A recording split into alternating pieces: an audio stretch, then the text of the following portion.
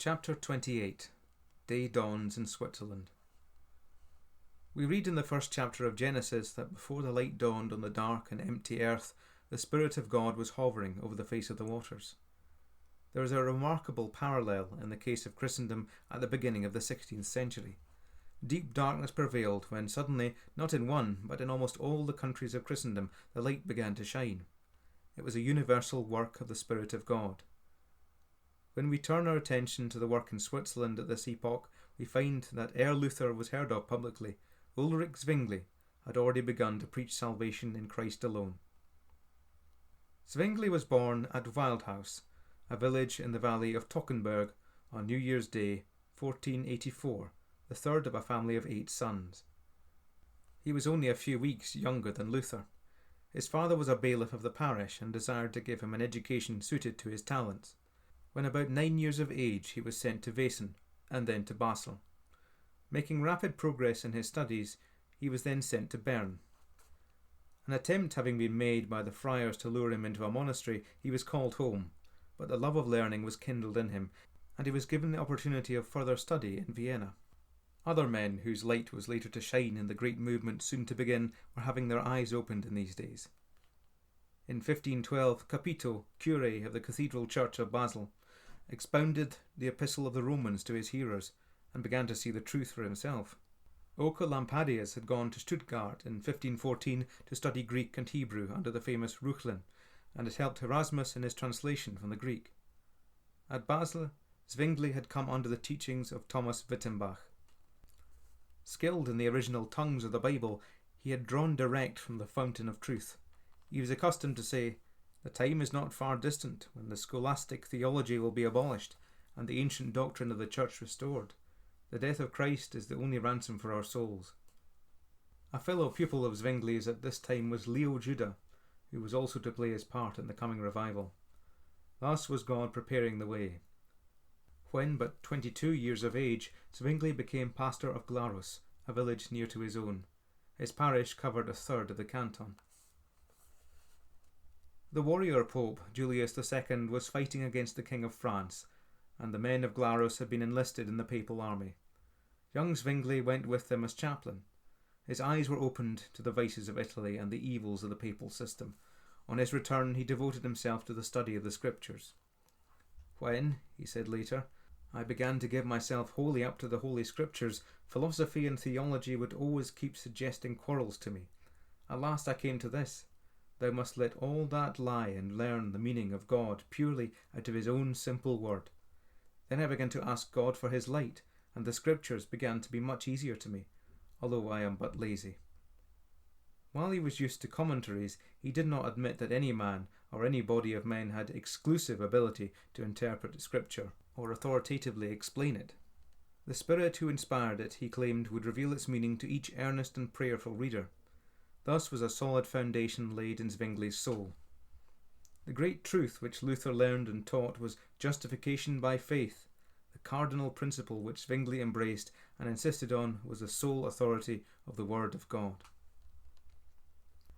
In 1516, Zwingli was invited to become preacher in the convent of Einsiedeln.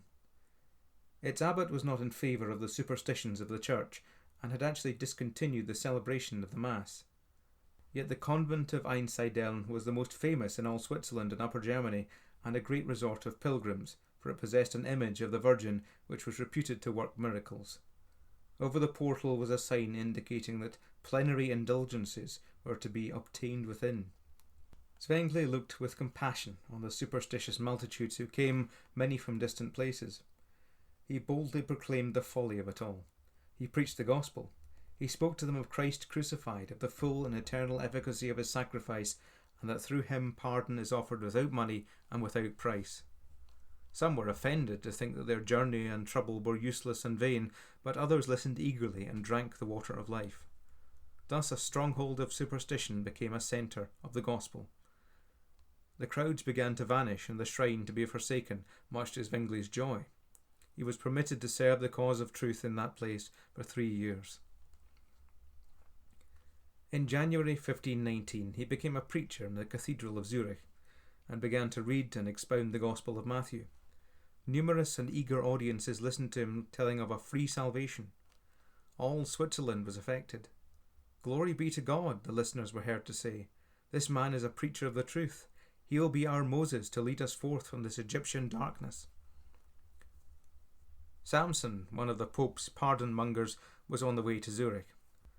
Zwingli preached so effectively against the scandalous sale of pardons for money that Samson found the city unwilling to receive him and went ignominiously away without selling a single pardon. In the late summer of 1519, the plague visited Zurich.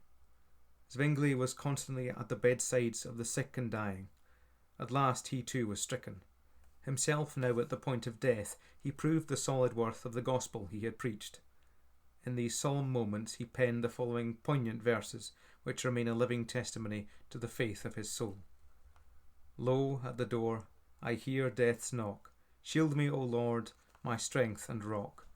The hand once nailed upon the tree, Jesus, uplift and shelter me. Willest thou then, death, conquer me in my noonday? So let it be. Oh, may I die, since I am thine. Thy home is made for faith like mine." Zwingli recovered. God had much work for his servant, yet his experience had had a purifying effect. His preaching became deeper and more effectual.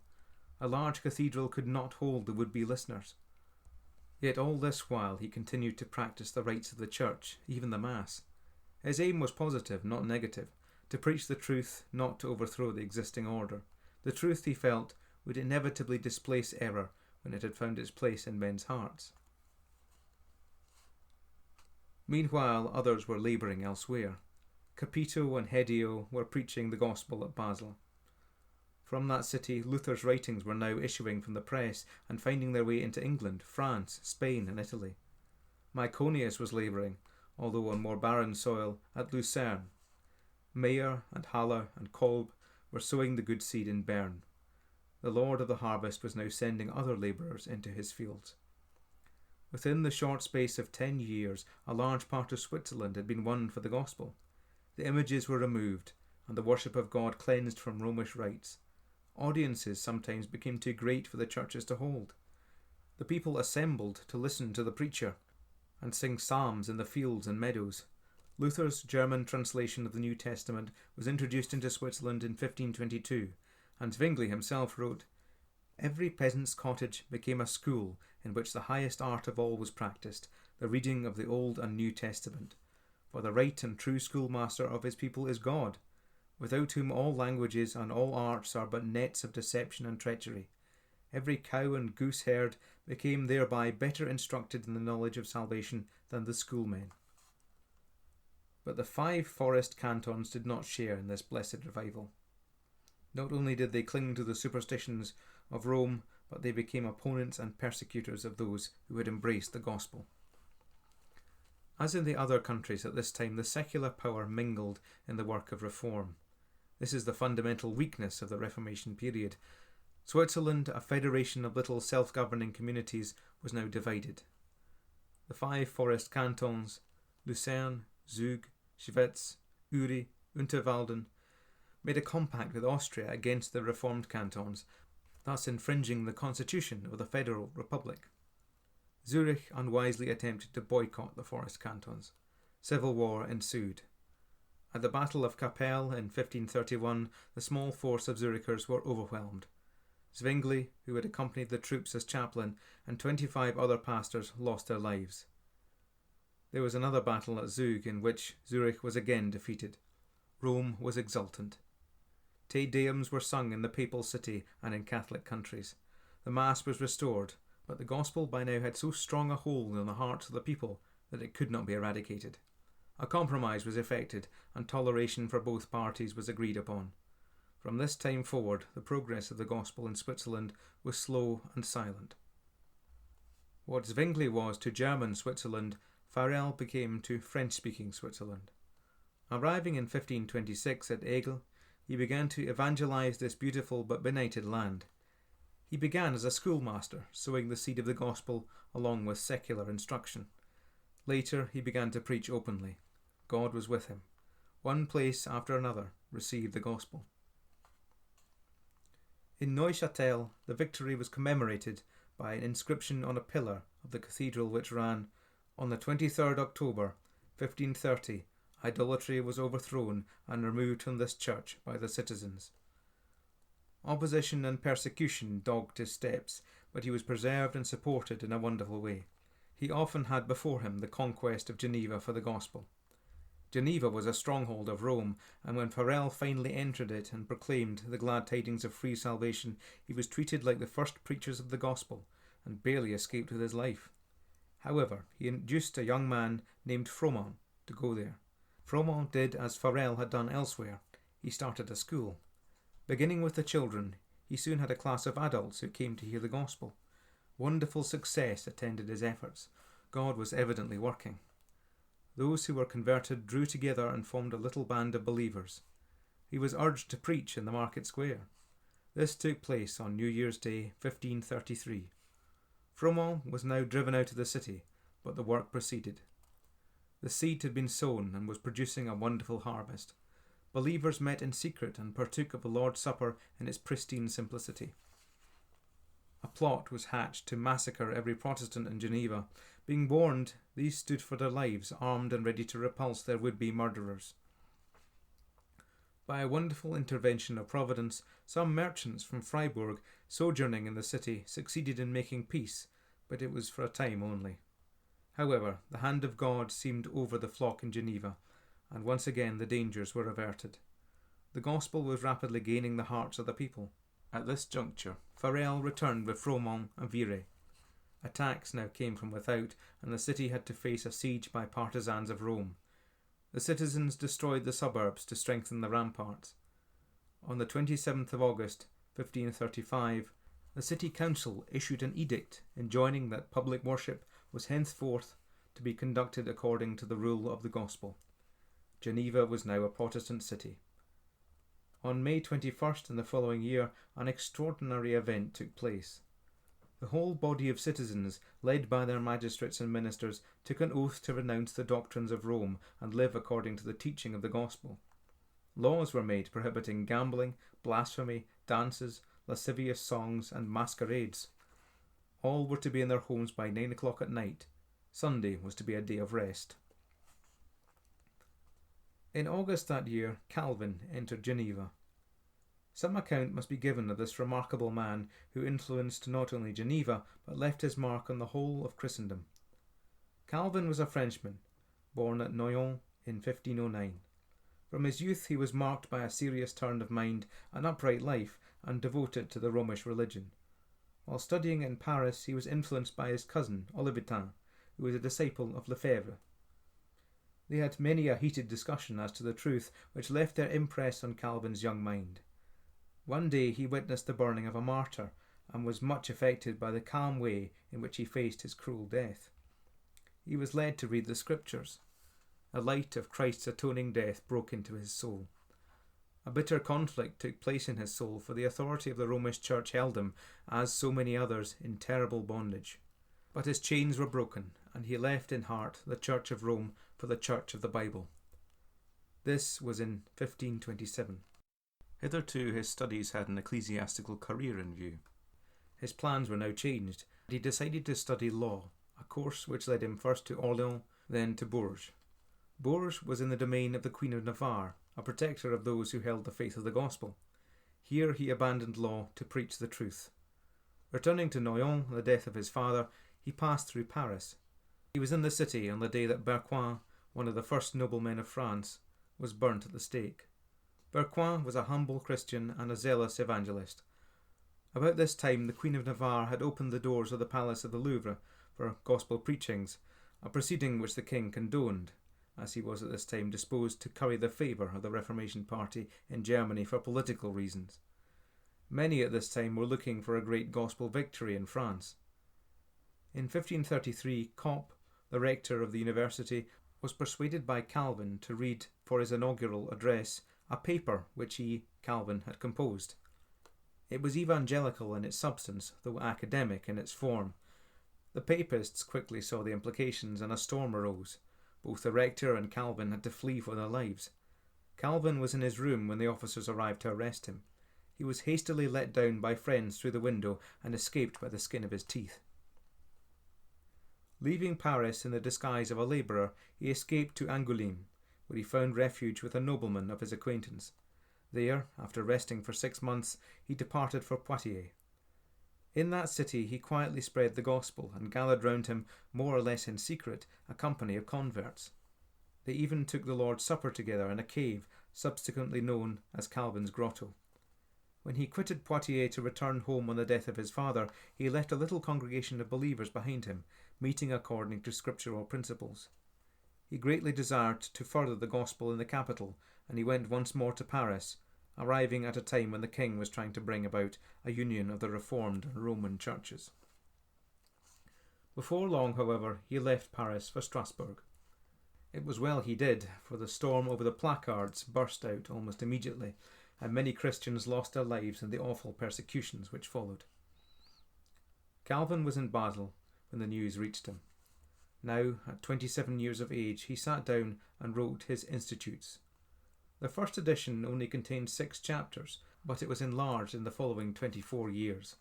A clear, logical setting out of Christian doctrine, nothing like it had been attempted before.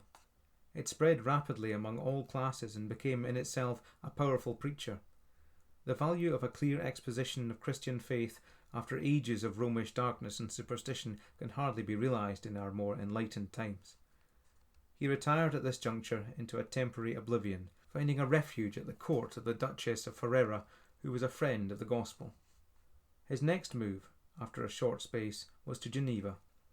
This city, which was destined to become a sort of capital of the Reformation movement, had had a romantic history. After the breakup of Charlemagne's empire, it was for a long time an independent city.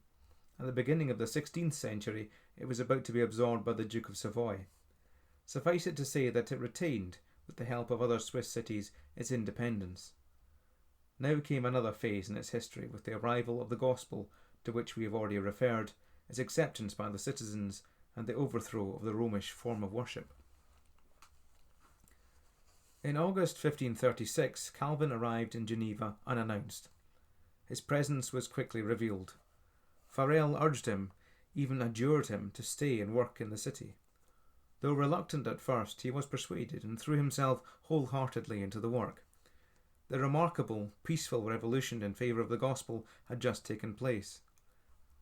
Calvin helped Farel to draw up a confession of faith, which all citizens swore to individually.